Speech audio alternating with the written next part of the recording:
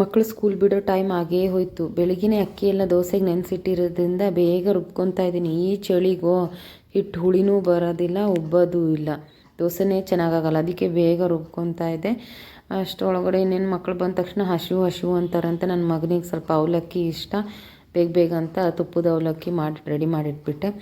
So night ಡಿನ್ನರಿಗೆ ಇನ್ನೇನಪ್ಪ ಮಾಡೋದು ಅಂದ್ಬಿಟ್ಟು ಬೀಟ್ರೋಟ್ ಇತ್ತು ಅಂದ್ಬಿಟ್ಟು ಒಂದು ಬೀಟ್ರೋಟ್ನ ಚಪಾತಿ ಮಾಡೋಣ ಅಂತ ಹಿಟ್ಟೆಲ್ಲ ಕಲಸಿಟ್ಬಿಟ್ಟಿದ್ದೀನಿ. ನನ್ನ ಮಗನಿಗೆ ಟೆಸ್ಟ್ ನಡೀತಾ ಇರೋದ್ರಿಂದ ಇಂಗ್ಲೀಷ್ ಸಬ್ಜೆಕ್ಟ್ ಇತ್ತು. ಸೊ ಅದನ್ನೇ ಸ್ವಲ್ಪ ಅವನಿಗೆಲ್ಲ ಓದಿಸಿ ಬರೆಸಿ ಮಾಡೋ ಅಷ್ಟೊತ್ತಿಗೆ ಮತ್ತೆ ಟೈಮ್ ಆಗೇ ಬಿಡುತ್ತೆ. ಬೇಗ ಮಲ್ಕೊಂಡ್ಬಿಡ್ತಾನೆ ಅಂದ್ಬಿಟ್ಟು ಬಂದು ಚಪಾತಿಗೆಲ್ಲ ರೆಡಿ ಮಾಡಿಕೊಂಡೆ. Beetroot chapati with egg bhurji ಮಾಡಿದ್ದೆ. ಸೊ ಕಾಂಬಿನೇಷನು ಚೆನ್ನಾಗಿರುತ್ತೆ, ತಿಂದ್ಬಿಡ್ತಾರೆ ಇಬ್ಬರು. ಬೇಗ ಮಲ್ಕೊಂಡ್ಬಿಡ್ತಾನೆ ಇನ್ನೇನು ಅಂತ ಬೇಗೆಲ್ಲ ಮಾಡಿಕೊಂಡೆ. ಎಲ್ಲ ತಿಂದರು. ಇನ್ನೇನು ಇದೆಯಲ್ಲ ಬಿಗ್ ಬಾಸ್ ನೋಡಿ ಮಲ್ಕೊಂಡೆ. Good night.